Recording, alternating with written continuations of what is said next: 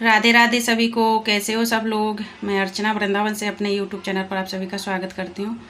चलो आज चलते हैं बागेश्वर धाम। तो प्यार से दिल से कमेंट करके ज़रूर करिए जय श्री राम।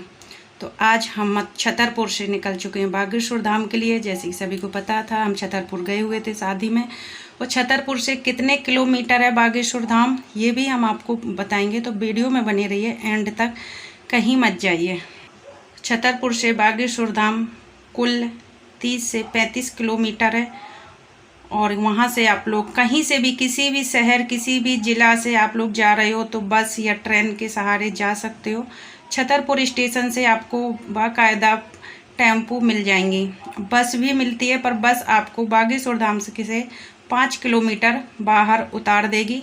इससे आपको फिर 10 रुपये की टेम्पो करके और बागेश्वर के लिए जाना पड़ेगा। अगर टेम्पो में आप जाते हो तो डायरेक्ट आपको बागेश्वर के लिए, बागेश्वर के पास ही, मंदिर के पास ही टेम्पो वाले उतारेंगे आपको।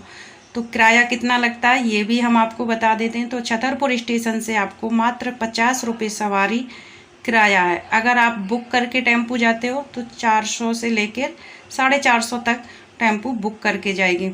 तो मेरा पर्सनल रीज़न यही है कि अगर आप सवारी से जाओ तो ज़्यादा सही है। बाकी आपकी फैमिली 4-5 लोग हैं तो आराम से आप बुक कर लीजिए, कोई प्रॉब्लम नहीं है। तो इस वजह से और कोई भी झंझट नहीं है, कोई भी कुछ नहीं है। आप स्टेशन से उतरोगे और बागेश्वर के लिए आपको टेम्पो तुरंत मिल जाएंगी। तो यहाँ से 30 से 35 किलोमीटर है छतरपुर से। और खजुराहो से अगर आप लोग जाते हो, खजुराहो स्टेशन, तो वहाँ से आपको टेम्पो मिलेंगी स्टेशन से बाहर। और वहाँ से कितने किलोमीटर है खजुराहो से, तो 25 किलोमीटर पड़ेगा। तो अगर आप लोग खजुराहो से जाते हो तो 25 किलोमीटर है और छतरपुर से जाते हो तो 35 किलोमीटर है। तो इस वजह से हमने आप लोगों को बता दिया कि कोई ज़्यादा वो नहीं है। और आप कहीं से भी दिल्ली, आगरा या लखनऊ, गाज़ियाबाद, फिरोजाबाद, दिल्ली, बम्बई, कहीं से भी जाते हो तो आपको बस या ट्रेन का ही सफ़र करना पड़ेगा। तो बस स्टैंड से भी टेम्पो मिलती हैं बागेश्वर धाम के लिए और रेलवे स्टेशन से भी मिलती हैं।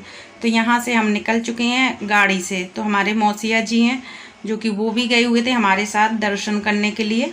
तो मौसिया जी के, हम तो गाड़ी से गए हुए थे, हालांकि हम टेम्पो से जाने का प्लान था हमारा, पर मौसिया जी बोले मैं चल रहा हूँ, मेरे साथ ही चलना।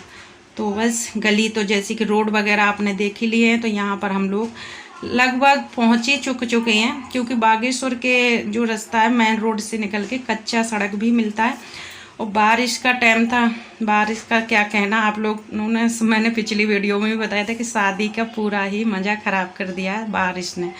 तो बारिश भी हो रही है, रास्ते में बहुत तेज़ी वाली बारिश हुई और कच्ची सड़क है तो थोड़ा बहुत पानी भी भरा हुआ है। और बागेश्वर के मंदिर के पास, धाम के पास भी कच्ची सड़क है तो वहाँ पर भी पानी का बहुत ज़्यादा भराव था। कीचड़ तो नहीं कह सकते इस तरीके से, क्योंकि जो वैसे पक्का वाला मलबा होता है वो डला हुआ था, उससे कीचड़ तो नहीं थी, पर पानी बरस ही रहा था तो वो भरेगा। अगर 1-2 घंटा पहले बरस के बंद हो जाता है तो सूख जाता है। तो यहाँ से हम मौसिया जी के साथ, मैं और पंडित जी, दोनों बच्चे निकल लिए। ये हमारी 26 तारीख की यात्रा है। तो हम 26 तारीख को बागेश्वर धाम गए हुए थे।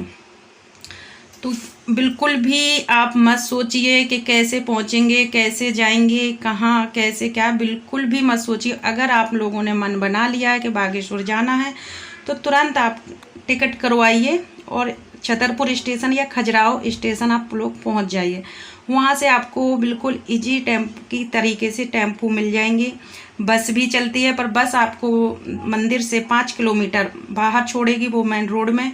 वहाँ से आपको 10 रुपये की टेम्पो करके फिर वहाँ जाना पड़ेगा। और डायरेक्ट अगर आप टेम्पो से सफ़र करते हो सवारी वाली या बुक करके, तो सीधा आपको मंदिर के पास उतरेंगे। तो ये देखिए हम यहाँ से आ चुके हैं, जो कि काफ़ी अच्छी दुकान वगैरह लगी हैं, प्रसाद वगैरह की, फूल की, जूस की, भोजन वगैरह सब कुछ आपको यहाँ पे मिलेगा। किसी भी चीज़ की टेंशन नहीं होती है कि प्रसाद कहाँ से लेकर जाएं या वहाँ पे रुकेंगे तो भोजन कहाँ होगा, सब कुछ मिलेगा।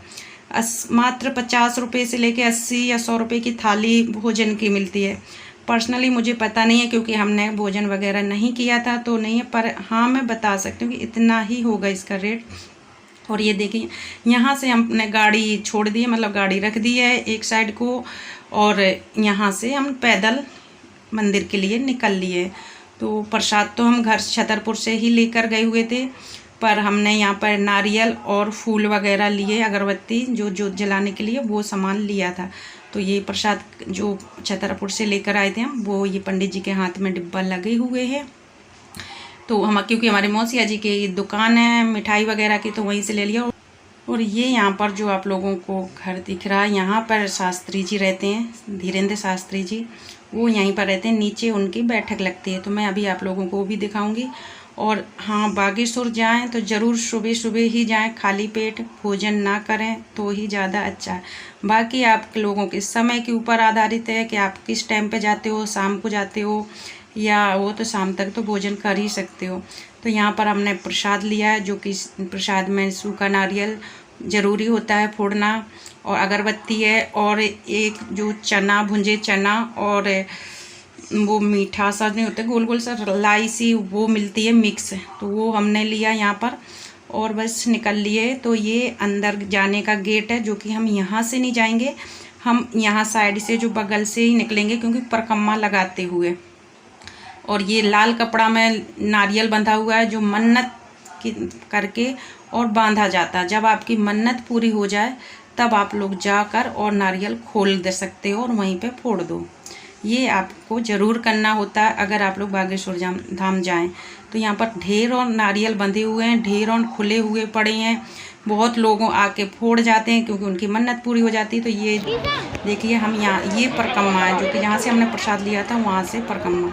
और जीना के ऊपर जैसे ही हम लोग जाएंगे, वहाँ से कैमरा बंद हो जाता है, आप लोगों को दर्शन नहीं हम करा पाएंगे, क्योंकि कैमरा अलाउड नहीं है। और मैं भी पहली बार गई हुई थी, तो मैं बहुत उसमें जा रही थी, क्या नाम है, देखते हुए, क्योंकि मुझे देखना था। और मुझे ये भी लग रहा था कि डर के कहीं कोई कैमरा वगैरह ना वो कर ले। तो ये छिड्डियाँ हैं जो कि परिक्रमा मंदिर की लगाते हुए फिर आप यहाँ तक अपने आप ही आ जाओगे। तो यहाँ से छिड्डियों से चढ़ते हुए, और हम गए थे सोमवार को, तो भीड़ कम है। और मंगलवार शनिवार इतनी भीड़ होती है कि यहाँ से छिड्डियाँ पार करते करते मंदिर तक पहुँचने के लिए 4 से 5 घंटे आराम से लग जाते हैं। पर हमारा तो सोमवार को था, तो इसलिए कोई भीड़ नहीं थी, तो हमारा 1 घंटे में परिक्रमा दर्शन सब कुछ हो गया था। यहाँ तक हमारा कैमरा अलाउड है, इसके बाद बंद कर दिया था। फिर हमने दर्शन करे, और यहाँ पर पंडित जी ने मन्नत के साथ अपना नारियल बांध दिया है।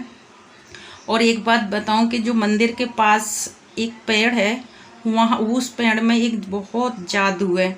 मतलब जिसको ऊपर का चक्कर है, कोई परेशानी है, कोई कुछ है, तो उस पेड़ में आप हाथ लगाओगे, ये जो पीछे आप लोगों को दिख रहा है, इसके नीचे से जो पेड़ है उसमें हाथ लगाओगे, तो आपके अंदर जो भी भूत प्रेत हैं वो अपने आप ही बोलने लगते हैं, चिल्लाने लगते हैं। ये चीज़ है।